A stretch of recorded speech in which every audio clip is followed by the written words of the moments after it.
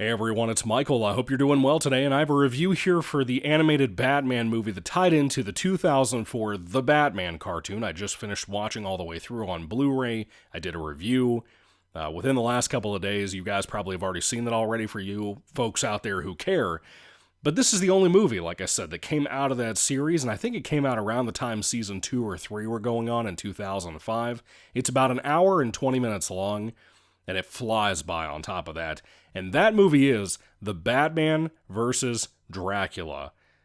Dude, I never saw this back in the day, so I'm not sure if this came on Kids WB.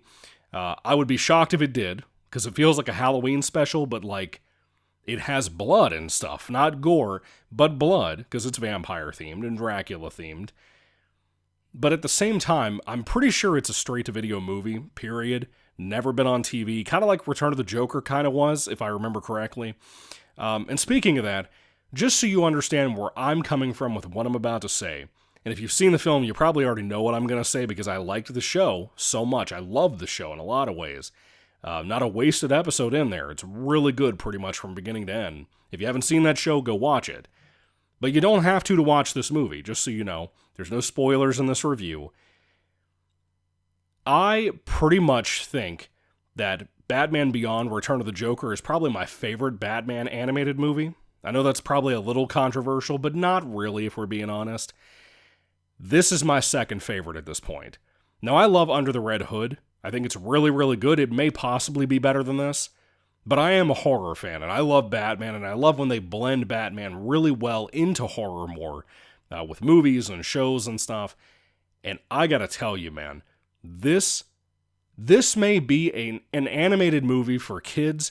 I feel like it's aimed more towards teenagers and young adults. It is genuinely fantastic. It made my weekend. For many of you who've been listening the last couple of days, I had a rough couple of weeks. I took yesterday off from work. I watched like half of this movie, then I got busy, and I got to finish it tonight, on Saturday night. And this just was so good. It was so good. I've been watching so many good things and playing so many good games recently that I feel kind of spoiled, you know? But to have this be like kind of the highlight of the week, it is just fantastic, man. It is such a great Batman movie, and I've never really heard many people talk about it. Until about 10 years ago, I had never even heard of the movie, even though I knew the cartoon and enjoyed the cartoon on Kids WB. Not the whole series, but I got to see a lot of it, at least up to probably about half of it when it was premiering on TV back in the day, but some life changes kind of put me off with that.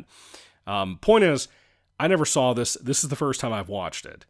And I knew it had a reputation. I knew it wasn't as beloved as, like, Mask of the Phantasm, which, hot take, been saying for a long time, that movie is super overrated. It really, really is. And I would also say another hot take, this is better than Mask of the Phantasm. Now, you may prefer the style of Batman Mask of the Phantasm because of the animated series style. The Batman cartoon has its influences from the animated series in the 90s. It does. But they tried to do some things a little bit different.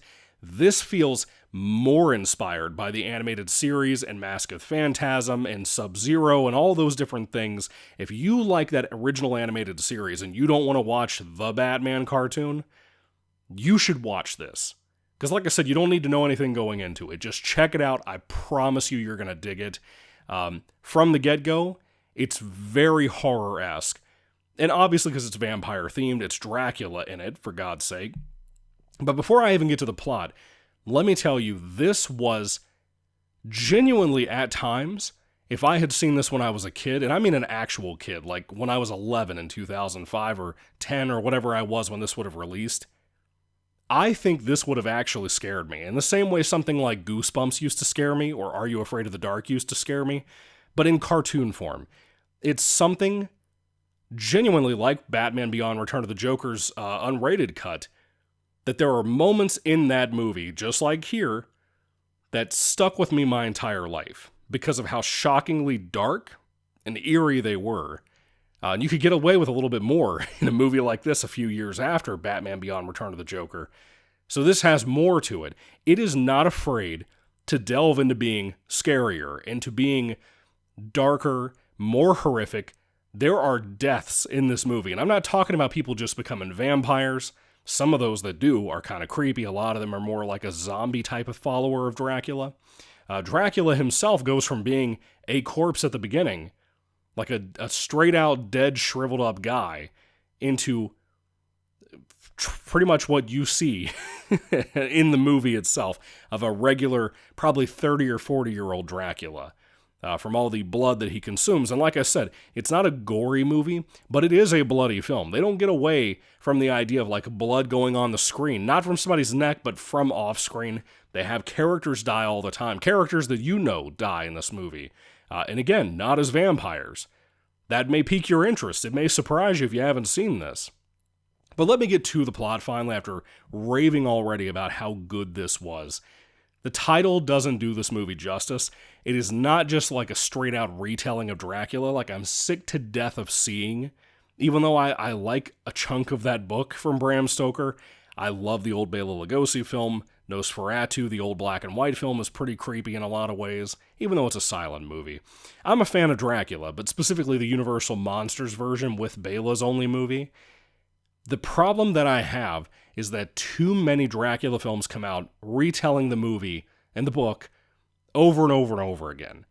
This has its little nods to Bram Stoker's book, but it is a Batman story first and foremost, and it handles this so wonderfully, and the pacing, again, it is so well done you would not believe it. Now, this doesn't have like Robin and Batgirl. This is just Batman and Alfred doing their thing, but the general plot here is that Penguin and Joker, mainly Penguin, is talking directly to an inmate who claims there's like a crypt, that he has a lot of money stored away. It's kind of a reference to Renfield, but because Penguin eventually finds Dracula's corpse and accidentally brings him back to life, because of Penguin doing that, he basically becomes the new Renfield of the story here and serves Dracula kind of regularly as a human servant, not as like an actual zombie vampire thing like a lot of other people become. But Joker overhears the conversation too, and he and Batman have a throwdown, and that leads to some places. I was really surprised that they take Batman and Joker in this story. They do a lot with Batman, with Bruce as a character here. He also on the sidelines of this storyline, involving the Joker and Penguin, and now Dracula eventually showing up, before we even get to the Dracula crossover against Batman, and him killing people already. We have Batman going on a date with Vicky Vale, who I don't think was in the show, maybe referenced like one time. I don't think I ever saw her in the show ever. So I think it's kind of a nod to not only the comics, but the '89 movie, because it's kind of horror-esque, because Joker's here, just like that film. Vicky Vale, a journalist character, she's really well done here. She's also played by Tara Strong. She's really good as always. What's surprising about that? I don't know the guy who plays Dracula. I've never heard of him before, but he was good. I liked him too. I kind of like the different abilities that they gave Dracula here. Like, it was the usual stuff, like turning into a bat, that kind of thing. Having henchmen, mind control, stuff like that. But his struggle with Batman and how each of them are trying to handle each other in the situation, you don't understand how clever this movie was until you watch it. And to be honest, as much as I really love that TV show when I just reviewed it, that cartoon is good. This movie might be the best thing to come out of it. And I'm shocked to say that. I really am. I didn't expect anything more than like the best of that show in its quality, in its filmmaking even. And I have to tell you, everything from the score, which is typically the Batman show kind of music, it also has this horror twinge to it that I'm telling you, it really adds this nice atmosphere to this movie. The movie, this is a horror movie. It is not just a kid's film. It's not just a Batman story. It is a horror movie. Pretty much, aside from being a Batman horror movie, it is a horror movie. And it's not afraid to get violent. It's super creative with how Batman handles the henchmen, how he handles Penguin and what he's doing, how he handles the Joker, on his Bruce Wayne side, how he handles Vicky Vale. It's just so smart. And the wonderful animation style. The show is already really colorful, and when this show is taking place during the daytime, this movie's super colorful. But most of it's at nighttime because of all the danger lurking in the shadows. But there are moments, and in my opinion, some of the most iconic Batman moments I've ever seen in a cartoon, a live-action movie, a comic, a video game. There are moments in here that are some of the best Batman moments I have ever seen, and that's coming from a guy who is obsessed with Batman, who loves Batman. Aside from Goku, Batman's probably my favorite superhero ever. Luke Skywalker is somewhere in there if you include Jedi as a superhero, which I do. But point is, Batman is like the best. I love him more than anybody in DC. I think I love him more than anybody in Marvel. You know, I love Batman. I've read a ton. I've watched a ton. I've played a ton of games. I'm telling you, this is one of the most iconic Batman things ever, with some of the most iconic Batman moments ever. One in particular involving Dracula being in the shadow of Batman towards the end of the movie. Dude, it was so fucking cool. You have no idea until you've seen it. It's just so well made. The performances are great from everybody that plays, like Reno Romano playing Batman and Bruce. He's good as always throughout the whole film. This show, or this movie, you know, the cartoon itself, I talked about this in my review, it typically has a more happier Batman that's not always focused on all the stuff with his parents and his depression and being so broody. This movie doesn't do that as much. It is more of a broody Batman. He's a tougher Batman and a kind of a harsher Batman here than he was in the cartoon, in my opinion. You know, in the cartoon, Batman has dealt with Killer Croc, he's dealt with 2 different Clayfaces, he's dealt with Harley Quinn and Joker and Firefly, and lots of dangerous monsters, right? Especially, like I said, Killer Croc. You got Bane doing his whole humongous transformation, turning into some weird-looking dude.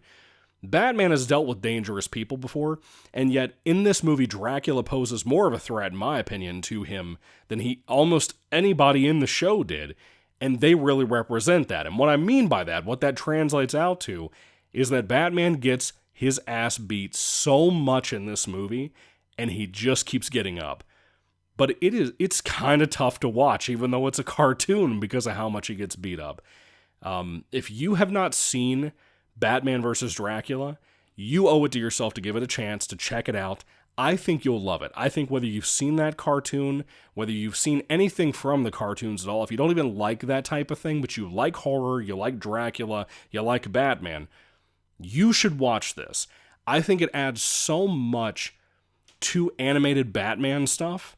And again, it's iconic most of the time, I would say. It has so many great moments in it, but it's just so creative and insanely good. If you haven't seen it, I'm telling you, you owe it to yourself to watch this one time. If you love it, I hate to tell you, and if you never saw the cartoon, I hate to tell you it's the best thing from the whole show. But it's still a good show. You should still watch that if you happen to like this as much as I did. This is excellent. It's better than Mask of the Phantasm, like I said. It's better than most of the animated Batman films. If you haven't seen it, go watch it. It's got to be somewhere. You can probably find a physical copy like I did for like $5 or $6. It's not expensive at all to get your hands on a copy. It is worth every dollar and every second. If it was $30, $40, buy it. Don't even second guess it. Just buy it. Go watch it. You come back and tell me otherwise, that it was not worth the money or whatever.